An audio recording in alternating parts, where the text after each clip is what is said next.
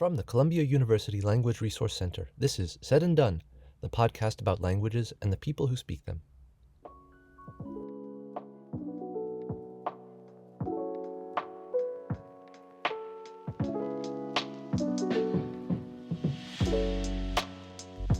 Michael F. Moore, thank you so much for joining me today. You're a translator and interpreter, and you received your PhD from NYU in Italian. You've translated numerous works, including a recent translation of Alessandro Manzoni's Betrothed, as well as The Drowned and the Saved by Primo Levi, Live Bait by Fabio Genovesi, and Agostino by Alberto Moravia, among others. You have just published a new translation of Spatriati by Mario Desiati, which won the Premio Strega, Italy's highest literary award, in 2022. In addition to your translation work, you serve as an interpreter for the permanent mission of Italy to the UN. So, Michael, thank you so much for joining me today. I really appreciate you being here. Oh, thanks for the invitation. So I'd like to ask you about how you first engaged with Italian and with Italy, how this became the path that you followed in your career. I've been trying to figure it out myself, because it means going back quite a few years, decades even. But basically, when I was in high school, even going to college, I was always torn between studying visual arts and literature. I went to the University of Chicago for a couple of years, had a great education there, I have to say, in books, but I then opted more to, pursue study of sculpture. I figured rather than transfer to an American school, why not go to the source?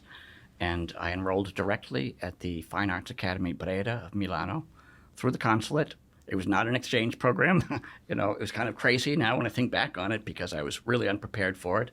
Did a quick course in the summer. It was like 3 weeks intensive course, 3 hours every night of Italian, and got on a plane and went to Italy. So, yeah, it was beyond anything I could have imagined. So your first trip to Italy, you did not speak Italian?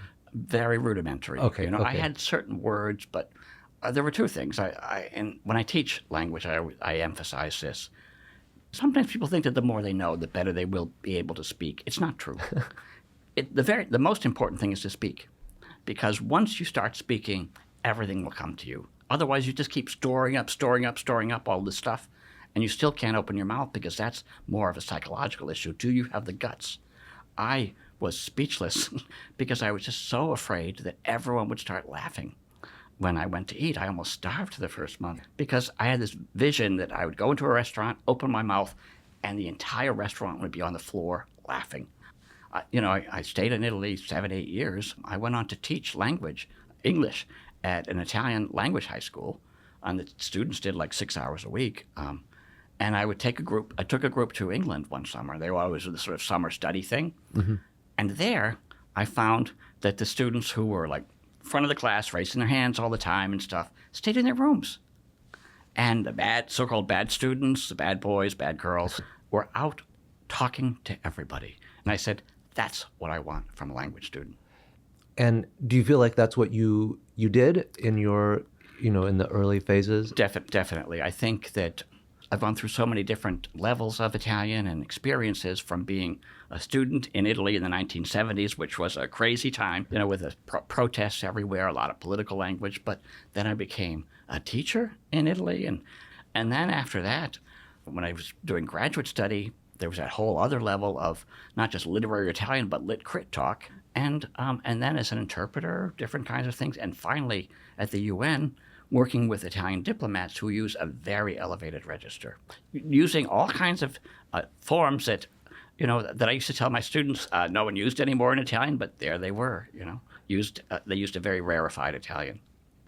So how do you connect those early experiences with how you then developed into being an interpreter and a translator?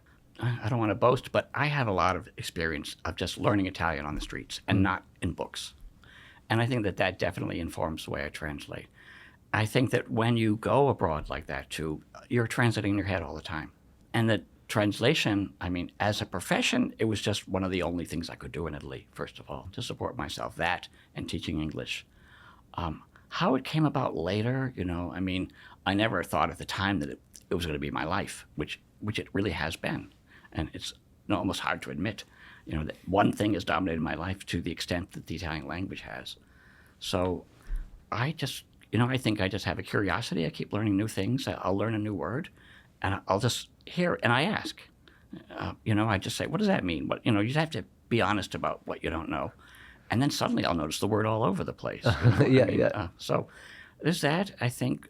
So it's curiosity, reading, love of dictionaries for some, that goes back to childhood. I think for some reason I love dictionaries. And I don't like to use the word luck, but I certainly have had the good fortune in my work life to be, in a certain sense, surrounded by Italy, living in New York. I want to talk a little bit about translation, and that's really one of the areas in which you've spent so much time. And so I was wondering if I could ask you about your first translations and how you feel that you've developed as a translator and what experience of translation has taught you. Yeah. Actually, the first translations I did for money, let's put it that way, were in Italy. I'd be afraid to look at them now. It was for the electron microscopy department of the University of Milan. Oh, wow. And it was, I still remember today, horse-haired worms, which I don't even know what they are. I don't even know what I wrote, but it was all that kind of stuff. It was like, hey, it was a job. There was that. And a really formative one, though, was for an art magazine. It's called Flash Art. And the first review that I had to translate for them was about Cy Twombly, who I did not know. And it was about his tumbleweed series. I didn't have a picture of the tumbleweeds. And I couldn't imagine, what was being talked about, but I did my best. Then, after I'd done the translation and it was printed, I saw them. And I was like, wow. And from then on, I realized, especially with art, but in general, I had to see what was being talked about, because language is approximate. It's not perfect. And when you're describing something, I need to see that thing that's being described to understand what is also how it's being described by the writer, and what they're doing with it. And sometimes they're just trying to give you an accurate visual image through language of what they see. And so I might just have to redo the whole passage. Not entirely, but that's kind of what happens. Did you feel, for example, in The Betrothed, which we'll talk about in just a minute, but did you feel that, I know that you spent time in that area. Did you feel that seeing the same places that Manzoni saw, was that kind of huge. Necessary? It was huge. It was huge. Because, first of all, because the landscape around Lake Como changes constantly, and he talks about that. Because of the way that the mountains are shaped around the lake and the way the sun hits, it's very bizarre. You do have little villages that are in the shade all summer long, and they have no moon in the winter. And so this is constant changing light of the lake that he does talk about. So I found that, not only did I find it helpful, I was at the Rockefeller Center in Bellagio, gorgeous place up on a hill, and from my studio I could look out on the lake and just see these things he was talking about. And at that point, I also wrote by hand. I used a fountain pen, and in a way, it sort of brought me into his rhythms in a way. And it also meant that when I stopped writing, I would look up, and there was that landscape in front of me. Another thing that happened then, too, I remember going to Milan, and what happens there when you have a public event like these, they have the Festa del Naviglio, where you have the Navigli, the canals that used to lead, they used to lead all the way to the center of Milan carrying marble. And so now the whole area is developed, and it gets so crowded, it's almost frightening. I was there. They had a book fair. They call it Milano Lib, but it's Book City is what they call it, using the English word. And you had to go through this narrow passageway to get into the courtyard of the Castello Sforzesco, the Sforza Castle. And you feel like you're going to be crushed to death. And so then going into Manzoni, he had a terrible fear of crowds. And when his character Renzo enters the city of Milan, you have these bread riots, and you get that same feeling of chaos. So I felt it on my skin, and I think it is really important. You do have to feel it on your skin. You have to see it with your eyes. You have to hear it with your ears. You have to smell it with your nose. So you have to re-experience or see or understand so deeply what the person who produced that language originally was experiencing. As close as you can, well, especially past text, because you're going to have to bring it. Some people say, they always say, did you do it in 19th century English? I said, why would I do that? I'm good at it. It just didn't make sense to me. But you do want to sort of see through their eyes, because there's going to be a lot of things that you just interpret in one way or the other. And you're going to make these instinctive calls. And I guess you sort of have to train your instincts if there is such a thing. Do you have a certain way of doing translation that you think is better than others? I'd say I'm very respectful of style, I think. I try not to, I really work hard on that, on syntax, and things a little off because I think English tends to flatten things, subject, verb, object. And I'm really militant about that and pushing against it as much as possible. I felt in the case of Manzoni, for example, there was this dynamic to it. And if people were going to read these long novels, they had to pull you along.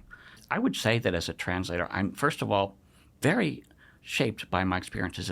I'm sort of between interpreting and translating. And when you interpret, you're instinctive. You go with your gut, okay? When you translate, you have more time to be reflective, but I sort of balance between the two. So I allow myself to be pulled forward by the prose itself, You try to do something quick. There's so much revision. That's probably the translation part where you're just really looking at things and looking things up and stuff. But I would say I like to use colorful language where possible. I like to exploit the resources of the English language. We have a much bigger vocabulary. And, I like it to pop off the page. One of the nicest things that a writer said to me, Fabio Genovesi, when I was doing Live Bait, which is such a fun book, is he says, I love the way you end sentences. Oh. And it's true. I think that I will, when I'm revising especially, I am revising to my ear, and I want it to sound right, And some of it does have to do with how the sentence ends or how the paragraph ends, and just to capture that note of beauty, that stillness that sometimes might come at the end of a paragraph. Like this new book that just published just yesterday, there is that. I mean, it's odd and it's hard to characterize. And he uses a very kind of coarse language in the sense that it's rustic in a sense. I find this frequently among Southern Italian writers. But they always end on this very lyrical note, very beautiful note. And I would just try to get that, Do you think that this approach where you combine sort of an instinct and then a later application of revision allows you to do that? It just depends on the writer. I don't think that I'm right for every writer. There's just some who are just so impossibly fussy. And I would like to try poetry. I haven't done poetry in a while. But then there are poets, so it's like they're trying, certainly in Italy, trying so hard to be difficult that I find it a bit pointless. I wanted to ask you a little bit about the Betrothed. Sure. I know that a lot of people might not be familiar with it who are listening, and yet it's one of the great novels that you can possibly read, at least in my opinion. Would you mind just introducing it a little bit and talking about what it is? Yeah. It's written over a long period, between 1820 and 1840, when Italy is still not a nation. He was very interested in history, so he wanted to, in a way, tell the history of Italy as a colony, not of Italy, because there wasn't such thing. In this case, he was talking about what he called Milan, the state of Milan, which is almost corresponds to what we call Lombardy today. And in a way, he created the epic of the Italian people. I call it a fresco of Italian society because you find every class. But at the center are two peasants. And so there's this awareness of class difference throughout. And you have the various estates. You have the priests, you have the nobles represented, good and bad. So there's this sort of unifying vision of Italy as epitomized in Milano. And he worked a lot on language. And when Italy does not have a modern literary language, the majority of the country is illiterate. And at home they speak dialect, some form of dialect. And the literary language is rooted in, like Dante, who everyone's known. But, I mean, let's face it, in the 1800s, you're talking about a language of 500 years ago. And so he worked a lot on language. Manzoni was from Milano. He spoke French. I mean, he wrote beautiful French. He spoke dialect. Even for him, this Florentine language was like a foreign language. And he really worked hard on it. So he did a first version that he trashed, but it has been published subsequently by scholars. Then he did his first version, 1827. Huge success, huge success. I sometimes wonder, what did it mean to be successful then, to have a big readership when you had so few readers? They had puppet shows on it. People would read the story, I think, in public. But he was still unsatisfied with the language because critiques would come in. He was from Milan, and of course, the Florentines. Sorry if anyone Florentine is listening, but they're terrible snobs about language. And they're, sort of sneering at some of his stuff. So he, went and further corrected it. He did go to Florence, but just for a month and with a huge entourage of people, I don't know, like 7 carriages or something, and was there, and then went, and heard. It was good to hear it spoken on the street. But then he went back. He had a governess who spoke, the way people once upon a time would have a French governess, right? So the children would learn proper French. In this case, he had someone from Florence, and she helped him correct. He had a couple of friends back in Florence who sort of would go through, and it's fun. You can look at. He is so studied to death in Italy. They all read him in school. But there's such a meticulous study of his work that you will find, even online now, like the 1827 edition and all of the handwritten copies that he made. It's sort of fascinating to see what he's doing. So he is this sort of monument in Italy in creating the modern language. Italian literature today is unimaginable without him. Unimaginable, because of the language. There are references to him, both conscious and unconscious, in writers and certain expressions that are used. And in a way, it's very hard. Italians always ask me, is there something in America that would correspond to that? Is there a book that we all read here, the way they all read Manzoni in terms of shaping the national sense of self? And once upon a time, you might have said yes, but I don't think that's quite the case. Everyone used to read Huckleberry Finn, which is now considered controversial. Catcher in the Rye, I find very dated. The Italians love it to death. Yeah. I can't point to any one text that everyone reads. Jack and Jill, I don't know if they even all read that in first grade anymore, In terms of his storytelling, it's a lot of little stories. Some people talk about digressions. They're not digressions. It's just he's always weaving in this story or that. I think one of the most memorable, or there are 2. One being the story of the Nun of Monza, which is just a remarkable portrait of the situation of women. And in the case of a girl from a noble family who was forced to become a nun, because basically before Napoleonic law, which dictated that people must leave their estate equally to all the children, the holder, of a big estate would deed it all to the oldest son, the primogenito. And so everyone else kind of had to be taken care of. They were, in this case of her family, they were all sent into either a monastery or to a convent. And it's just a portrait of her having no choice about her destiny whatsoever. Remarkable. The other, became really, really kind of shockingly relevant, is his portrait of the 1630 plague, the bubonic plague hitting Milano, state. Yeah.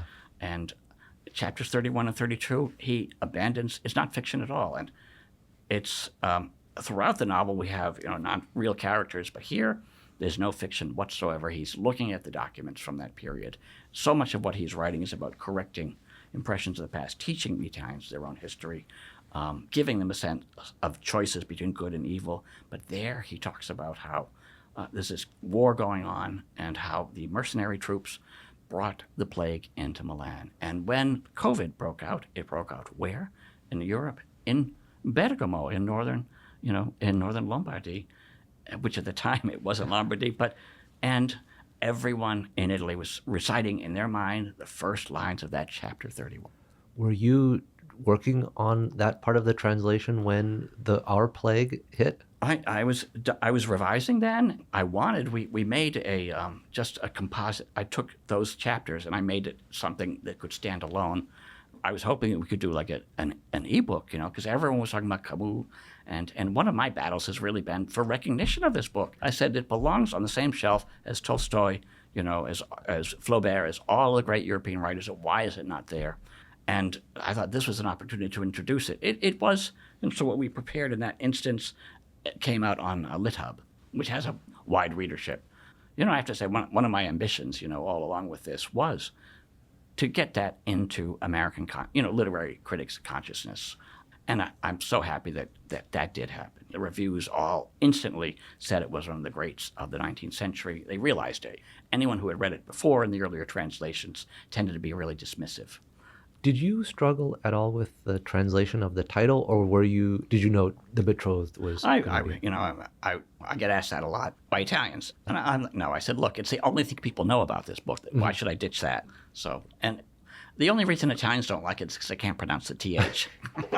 It's like betrothed. It's just like they can't. They just can't. That's so funny. and it's funny that some people here don't know the word, right? When you see on a formal invitation to a wedding, right, there's the betrothal of. Yes. It's kind of formal. I don't know if anyone does that anymore with the gold lettering, but some might.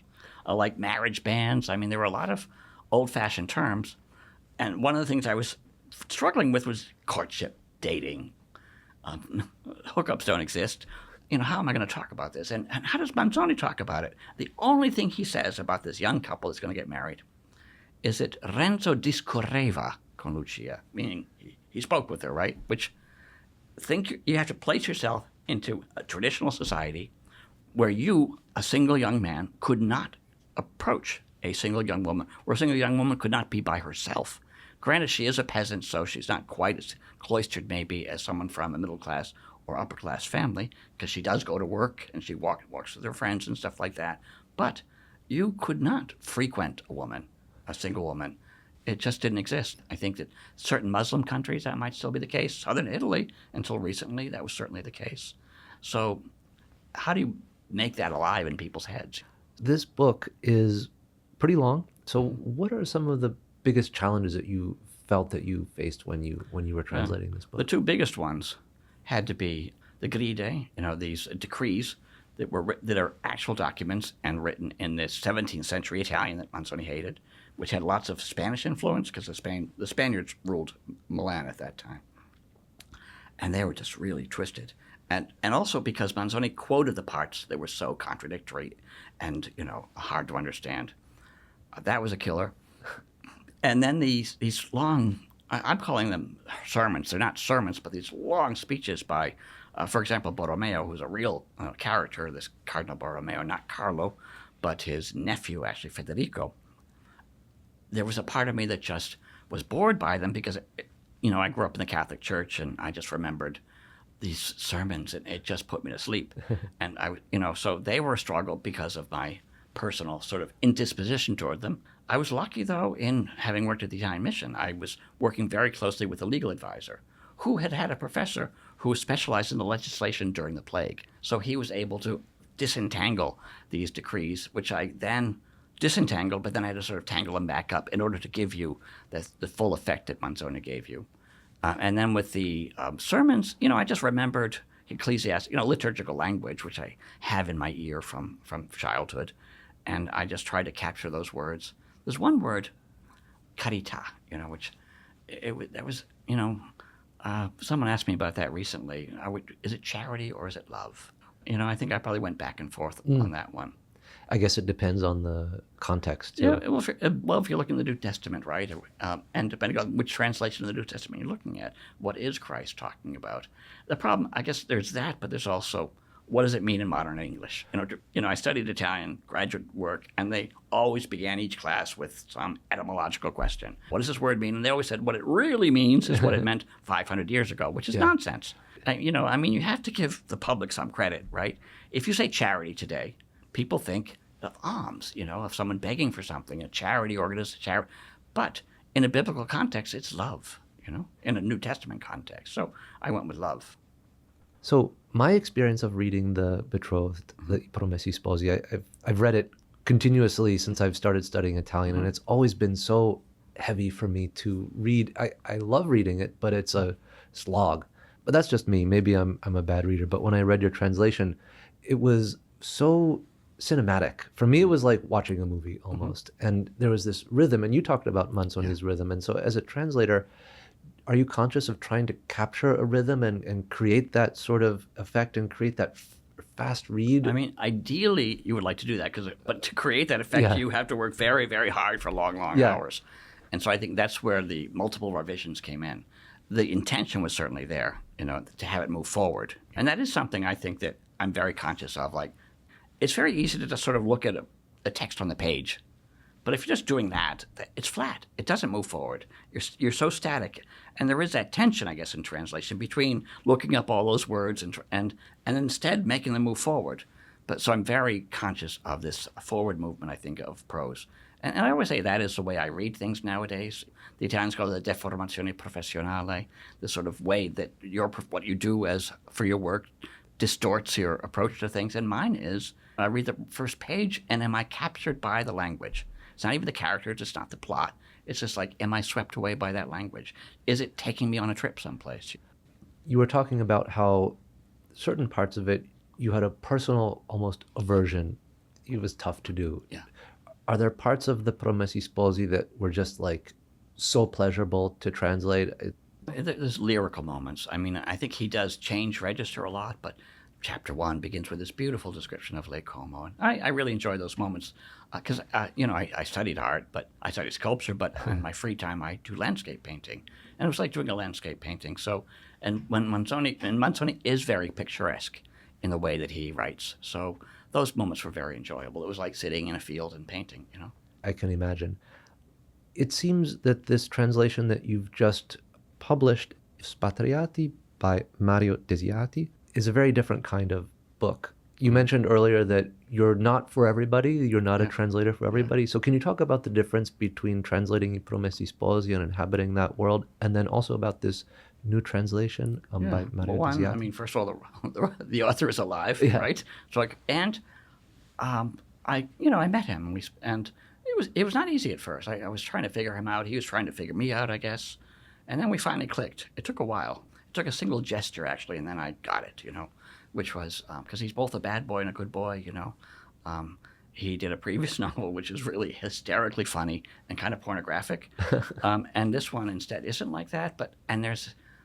It's very hard to describe. So the similarity, I would say, first of all, is in my attachment to the visual. I felt I was in Italy anyway, working on something, and I just had to go to this town where the story took place and where he lived, because I had to see these things that he was seeing, that he was talking about. It was like his town, Martina Franca in Puglia, is like a character in the novel in a way, and it's the character's relationship to the town that is so much a part of the story. So that was similar. He was using a very coarse language. I've seen this in some other Southern writers as well. And also something I've noticed in a lot of contemporary writers is non-grammatical stuff that they'll do, like they won't have the direct object or something. And how could I do that in English? So I was really trying to convey that idea, but without going quite as far as he does, because then it would just like not work in English. And the problem is when you're dealing with a writer who is very innovative in their use of language, if you do it exactly the way they do it, everyone's going to tell you that you're a terrible translator. I mean, it's kind of it's surprising the expectations that American readers often have of language. They want it to be all smooth, right? To go down easy. And I don't think that that's a great thing. I see it in editing. Editing it can be so brutal. It's like they're taking an iron, they want all the kinks out. And I want the kinks in. If they're there in the Italian, they should be there in the English. I kind of like, I like thinking of myself as the kinky translator, Keep the kinks in. Yeah, keep the kinks in, yeah. So I know you're working on a translation seminar right now with the Columbia School of the Arts. Yeah. What are some of the issues that you're exploring in that Well, class? it's a workshop, and I love doing workshops as opposed to, because there I love teaching what I know. There's just a sort of manual experience maybe, and as opposed to lecturing, broadly.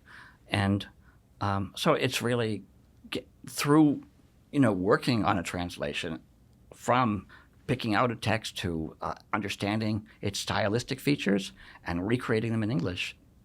It's funny because everything you say one way, you're gonna find the opposite on the next page. So you sort of have to do this balancing act, because on the one hand I'm saying respect the original, and the other I'm saying disrespect it, depending upon what works. I find that the biggest challenge so far is what I mentioned earlier about English smoothness and the style of English today. I think that it's hard for students to write long sentences. To write complex sentences. And I'm like, do it, you can do it, and to loosen up a little bit. And, I don't know if people are getting enough training in punctuation and grammar. I actually have one student now, I said, why don't you try writing by hand, in cursive? And she hadn't. She came the next week, she said, that really helped. Really? Because it also puts you in a different mindset, It just removes you from the present. And she was, translating something from 30 or 40 years ago, and obviously from another culture. And how do you get yourself into that? And some of it is just learning to do research about what the novel is about and these characters, and really, because there's a risk that we are going to impose or superimpose our current lifestyle and manner of thinking upon that of the writer from this other culture and maybe from another era. The final question that I have for you, and it's sort of related to the topic of this podcast, which is to understand what happens when you study a language and what do you get out of language study. with your reflection on interpreting and translation, what have you learned about language itself through engaging with language in this elastic way? There's so much in your question, but I think it's changed me. I think I'm from a big family, and in a way I realize that I speak a different language than them. Within our communities, we sort of develop a kind of code and a way of speaking within that community. And I've had to straddle so many different communities that I think that it's risky, because then you might be saying something that might go well in one community and then you're in the wrong one. But I would say that it makes you, first of all, look upon, I guess, maybe your native language differently and rethink not just your own language, but your own history, your own concept. The way we think is determined by the rules that we're taught about language. The fact that in English, for example, you always have to have the subject first, and they tell us not to use the passive. It's baloney. Yeah. Well, at the UN, of course, you need the passive because you don't want to be pointing the finger at people. Notions of what's polite and what's not polite. For example, Americans, and I was often accused of being too direct, And on the other hand, it's funny when I'm interpreting at a meeting, an Italian delegation meets an American delegation, and the Italian delegation will begin with a long preamble, very polite, very indirect. And you see the Americans' eyes thinking, will you get to the point? And so, you sort of learn to straddle these different worlds. And I think it just leads to a greater appreciation of different points of view and of the person sitting across from you in the same room, in the same country. I totally agree. Thank you. So, Michael F. Moore, thank you so much for joining me today. I really appreciated this conversation. Thank you. No, this was fun.